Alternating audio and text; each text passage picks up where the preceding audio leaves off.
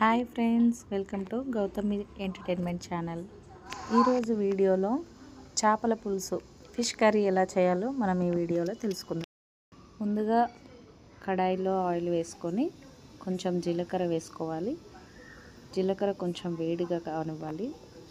మనం ముందుగా ఆనియన్ని స్టవ్ పైన వేడి చేసుకొని మిక్సీ జార్లో పేస్ట్ చేసుకున్న పేస్ట్ని ఆయిల్లో వేసుకోవాలి. అలా వేసుకున్న తర్వాత దాన్ని బాగా ఆయిల్లో కలిసేలాగా కలుపుకోవాలండి.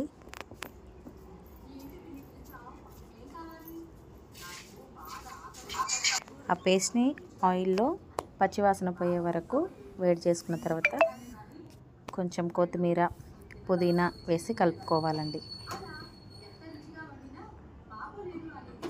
మంచిగా లైట్ గోల్డ్ కలర్ వచ్చేంత వరకు కలుపుకోవాలి.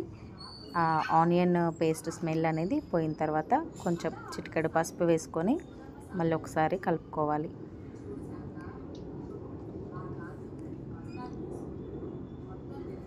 ఆ తర్వాత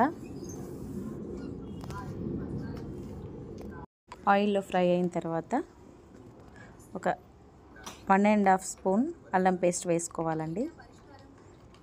అల్లం పేస్ట్ పచ్చివాసన పోయేంత వరకు కలుపుకోవాలి.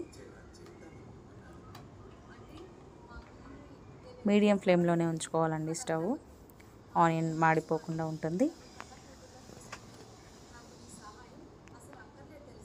అలా ఆయిల్ పైకి తేలిన తర్వాత మన రుచికి తగినట్టుగా కారం పొడి వేసుకోవాలి. నేను 4 స్పూన్స్ వేసుకుంటున్నాను. ఎక్కువ తినే వాళ్ళైతే ఇంకొక స్పూన్ ఎక్కువ వేసుకోవచ్చండి. లేదనుకుంటే 4 స్పూన్స్ సరిపోతుంది. కొంచెం ఆయిల్ పైకి తేలుతున్నప్పుడు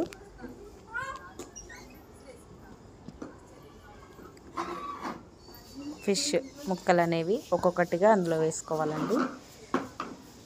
ఒకటేసారి అన్నీ వేసుకోకుండా ఒక్కొక్కటిగా వేసుకుంటే చేప ముక్కలకి ఆ కారం స్పైసీనెస్ అనేది బాగా పడుతుంది. ఈజీగా ఉంటుంది మనకు. ఒకేసారి కలుపుకోకుండా చిన్నగా ఒక్కొక్క ముక్క నార్మల్గా కలుపుకోవాలండి. చేప ముక్క తొందరగా ఉడికిపోతుంది. స్లోగా ఒక్కొక్క ముక్క కదిలించుకుంటూ కలుపుకోవాలి. ఆ తర్వాత చింతపండు రసం అండి, మన రుచికి తగినట్టుగా కర్రీకి సరిపోయేంతగా పోసుకోవాలి. చింతపండు రసం పోసుకున్న తర్వాత స్లోగా కలుపుకోవాలండి. ముక్క విరిగిపోకుండా ఉంటుంది. నీట్గా ఆ చారులో కలిసేలాగా ఆ చేప ముక్క అనేది ఆ గ్రేవీలో కలిసేలాగా లోపలికి కొంచెం నీట్గా కలుపుకోవాలి. ఎక్కువగా చేప ముక్కల్ని కదిలించకూడదండి. ఉడికిన తర్వాత కూడా స్పీడ్గా కలిపితే విరిగిపోతుంది కాబట్టి ఒక్కొక్క ముక్క తగలకుండా నీట్గా పెట్టేసుకుందాము. సాల్ట్ కొంచెం వేసుకోవాలండి. 1 స్పూన్ వేసుకోవాలి. ఆల్రెడీ ఫిష్ ముక్కలు కడిగేటప్పుడు కూడా సాల్ట్ ఉంది కాబట్టి మన రుచికి తగినట్టుగా వేసుకోవాలి. చూసారు కదా ఎంత బాగా ఉడుకుతుందో. స్లోగా కలుపుకోవాలండి. ఒకదానికొకటి తగలకుండా నీట్గా కలుపుకోవాలి, లేదంటే చేప ముక్క విరిగిపోతుంది.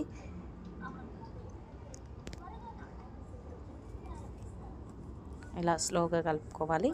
ఆయిల్ పైకి తేలుతున్నప్పుడు గరం మసాలా పౌడర్ 1 స్పూన్ వేసుకోవాలి. నేను అన్నీ ఒక దాంట్లోనే కలిపి పట్టేస్తానండి. సో 1 స్పూన్ వేసుకుంటే సరిపోతుంది.